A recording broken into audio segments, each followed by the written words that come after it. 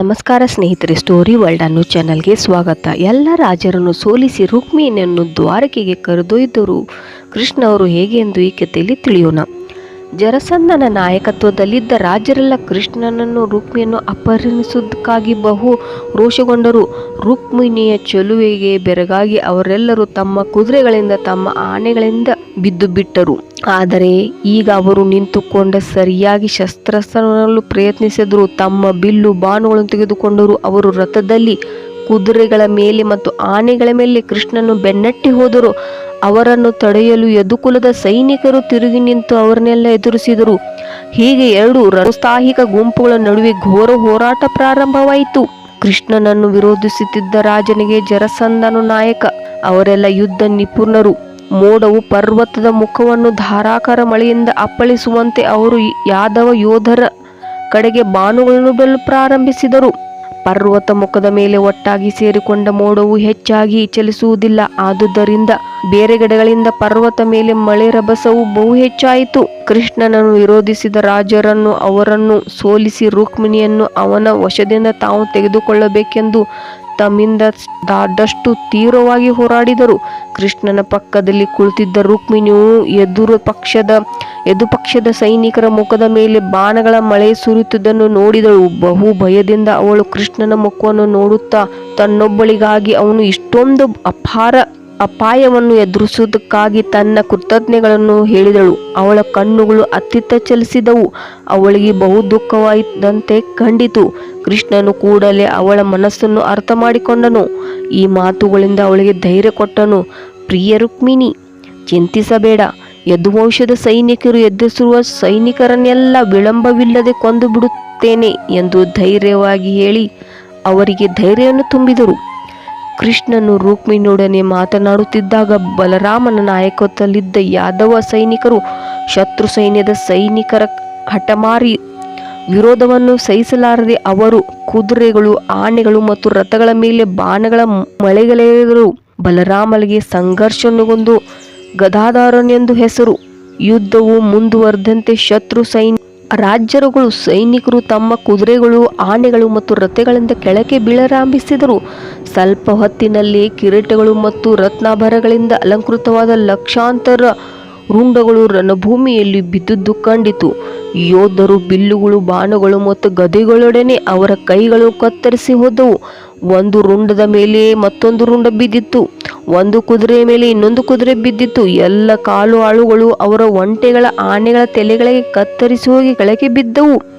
ಜರಸಂಧನ ನಾಯಕತ್ವದಲ್ಲಿದ್ದ ಶತ್ರುಗಳು ಕೃಷ್ಣನ ಸೈನಿಕರ ಕ್ರಮೇಣ ತಮ್ಮನ್ನು ಸೋಲಿಸುತ್ತಿದ್ದನ್ನು ಕಂಡು ಶಿಶುಪಾಲನಿಗೆ ಯುದ್ಧದಲ್ಲಿ ಸೋಲಿನ ಅಪಾಯವನ್ನು ತಾವು ಎದುರಿಸುವುದು ಬುದ್ಧಿವಂತಿಕೆ ಇಲ್ಲ ಎಂದು ಯೋಚಿಸಿದರು. ರುಕ್ಮಿಣಿಯನ್ನು ಕೃಷ್ಣನಿಂದ ರಕ್ಷಿಸುವುದಕ್ಕೆ ಶಿಶುಪಾಲನೆ ಯುದ್ಧ ಮಾಡಬೇಕಾಗಿತ್ತು. ಆದರೆ ಶಿಶುಪಾಲನಿಗೆ ಕೃಷ್ಣನೊಡನೆ ಯುದ್ಧ ಮಾಡುವ ಸಾಮರ್ಥ್ಯವಿಲ್ಲ ಎಂಬುದು ಕಂಡ ಸೈನಿಕರು ತಮ್ಮ ಶಕ್ತಿಯನ್ನು ವ್ಯರ್ಥ ಮಾಡುವುದಿಲ್ಲ ಎಂದು ನಿರ್ಧರಿಸಿ ಯುದ್ಧವನ್ನು ನಿಲ್ಲಿಸಿ ಚದರಿ ಹೋದರು.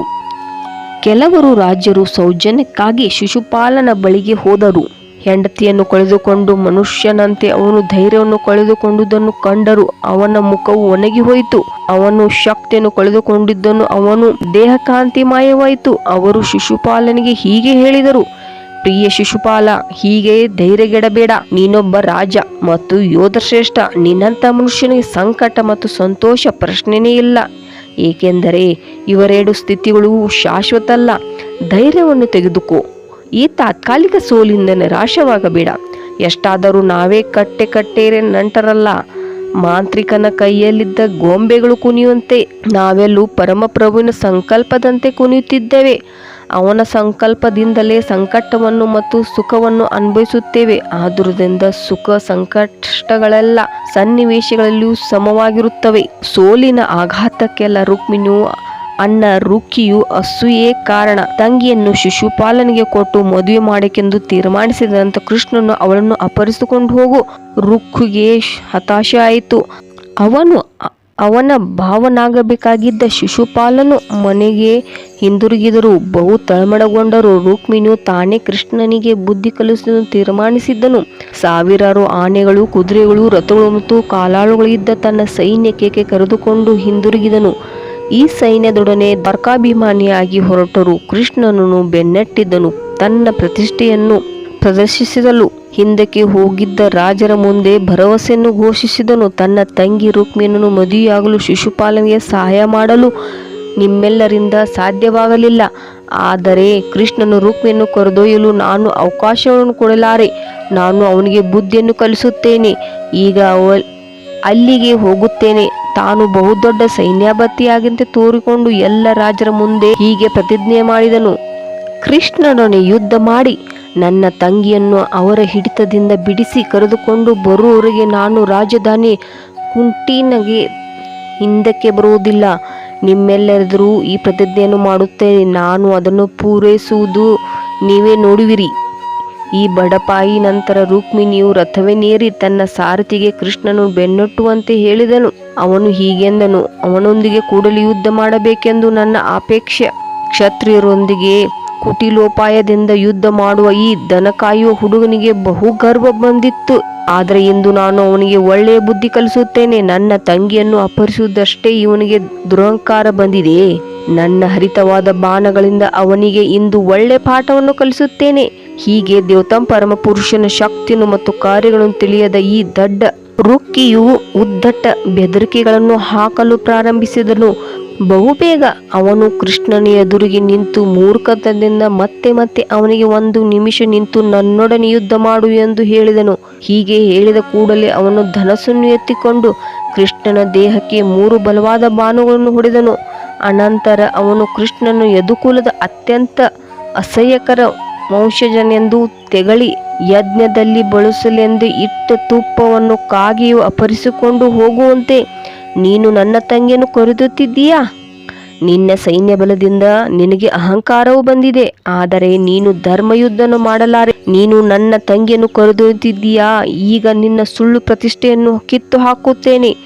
ನಾನು ನಿನ್ನನ್ನು ನನ್ನ ಬಾಣಗಳಿಂದ ನೆಲಕ್ಕೆ ಕಟ್ಟಿ ಹಾಕುವವರೆಗೆ ನನ್ನ ತಂಗಿಯನ್ನು ನಿನ್ನ ವಶದಲ್ಲಿ ಇಟ್ಟುಕೊಂಡಿರಬಲ್ಲೆ ಎಂದನು.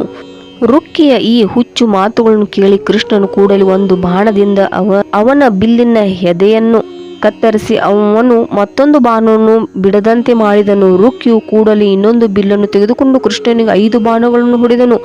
ರುಕ್ಕಿಯು 2ನೇ ಬಾರಿ ಆಕ್ರಮಣ ಮಾಡಿದ ಕೃಷ್ಣನು ಮತ್ತೆ ಅವನ ಬಿಲ್ಲಿನ ಹದೆಯನ್ನು ಕತ್ತರಿಸಿದನು. ರುಕ್ಕಿಯು 3ನೇ ಧನಸ್ಸನ್ನು ತೆಗೆದುಕೊಂಡನು. ಆದರೆ ಹದೆಯನ್ನು ಕೃಷ್ಣನು ಕತ್ತರಿಸಿದನು. ಈ ಬಾರಿ ರುಕ್ಕಿಗೆ ಒಂದು ಪಾಠವನ್ನು ಕಲಿಸಲು ಕೃಷ್ಣನು ಅವನ ಮೇಲೆ 6 ಬಾಣಗಳನ್ನು ಬಿಟ್ಟನು. ನಂತರ ಇನ್ನು 8 ಬಾಣಗಳನ್ನು ಹೊಡೆದನು. 4 ಬಾಣಗಳು 4 ಕುದುರೆಗಳನ್ನು ಕೊಂದವು. ಇನ್ನೊಂದು ಸಾರಥಿಯನ್ನು ಕೊಂದಿತ್ತು. ಉಳಿದ 3 ಬಾಣಗಳು ಧ್ವಜವು ಸೇರಿದಂತೆ ರುಕ್ಕಿಯ ರಥವನ್ನು ಮೇಲ್ಭಾಗವನ್ನು ಕತ್ತರಿಸಿಕೊಂಡು ಹೋಯಿತು.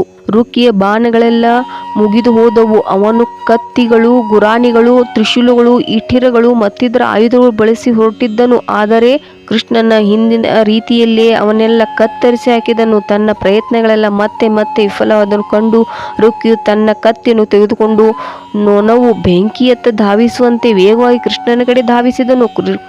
ರುಕ್ಕಿಯು ಕೃಷ್ಣನ ಬಳಿ ಹೋದಾಗಲೇ ಕೃಷ್ಣನು ಅವನ ಆಯುಧವನ್ನು ತುಂಡು ತುಂಡಾಗಿ ಕತ್ತರಿಸಿದನು.